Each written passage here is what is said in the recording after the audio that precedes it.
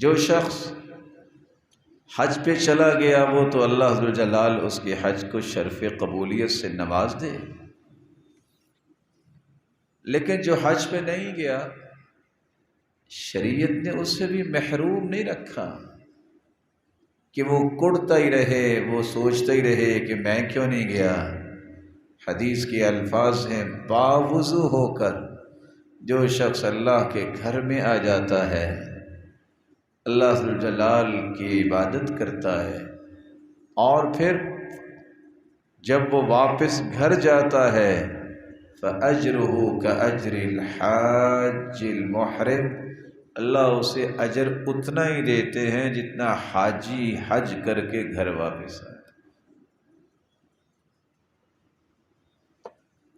آپ اگر حج پہ نہیں جا سکے تو آپ حج کا ثواب لے سکتے ہیں۔ اس کا دوسرا طریقہ یہ ہے، آپ یہ نیت کر کے گھر سے نکلیں کہ میں نے مسجد میں جانا ہے، لا يريد الا ان يتعلم خيرا او يعلمه، میں نے کوئی دین کی بات سیکھنی ہے یا سکھانی ہے۔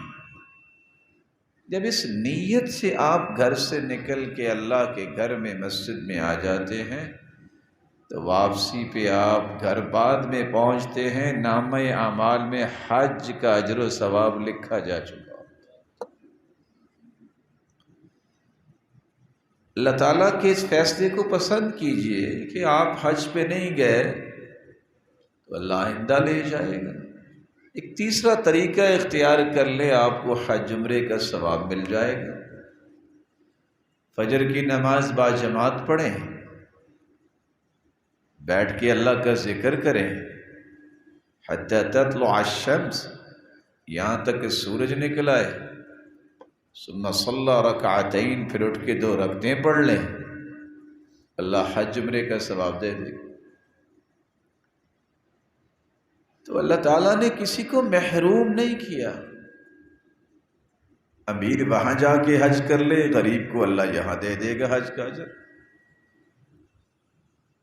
رسول اکرم صلی اللہ علیہ وآلہ وسلم نے صحابہ کرام کو ایک چوتھا کام میں بتایا تھا۔ ان کے سوال کے جواب میں ہی جب صحابہ کہنے لگے کہ اللہ کے رسول، کچھ ہمارے بھائی بڑے مالدار ہیں، وہ حج بھی کرتے ہیں، عمرے بھی کرتے ہیں، صدقہ بھی کرتے ہیں، جہاد بھی کرتے ہیں، 4 کام، کیونکہ مال ہے ہم چاروں کام نہیں کر سکتے۔ کہا میں تمہیں بتا دوں کہ اتنے کام جو کرتے ہیں تم ایک کام کر لو ان سب کے برابر اجر مل جائے گا۔ کہا اللہ کے رسول کیوں نہیں؟ کہا جب نماز پڑھ لو نا، تو نماز کے بعد 33 مرتبہ سبحان اللہ، 33 مرتبہ الحمدللہ، 34 مرتبہ اللہ اکبر کہہ دینا، ملے گا کیا؟ حج کا بھی ثواب مل جائے گا، عمرے کا بھی مل جائے گا، جہاد کا بھی اور صدقہ بھی، تم ان کے برابر ہو جاؤ۔ تو یہ کام تو ہر جگہ ہو سکتا۔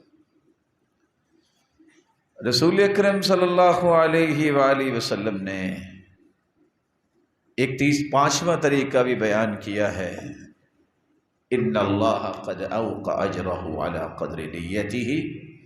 جابر بن عتیق روایت کرتے ہیں رسول مقبول صلی اللہ علیہ وسلم نے فرمایا، بندہ جب نیت کرتا ہے کہ میں نے حج کرنا ہے، اسباب میسر نہیں آئے، نیت کی بدولت ہی اللہ ذو الجلال اس کے نامہ اعمال میں حج کا اجر و ثواب لکھوا دے۔ آپ حج پہ نہیں گئے تو قربانی جس طرح حاجی کرے گا 10 تاریخ کو، آپ اپنی 10 تاریخ کو قربانی کریں۔ یہ قربانی کتنا عظیم کام ہے، کتنی عظمت والا اور اجر و ثواب والا کام ہے۔ قرآن مجید میں اللہ فرماتے ہیں وَتَرَكْنَا عَلَيْهِ فِي الْآخِرِينَ،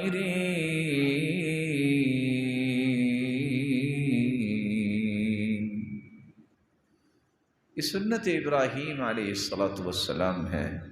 اللہ نے باقی رہنے والی جتنی دنیا ہے ان کے بعد اس سنت کو جو قربانی کی سنت ہے اللہ نے جاری کر دی۔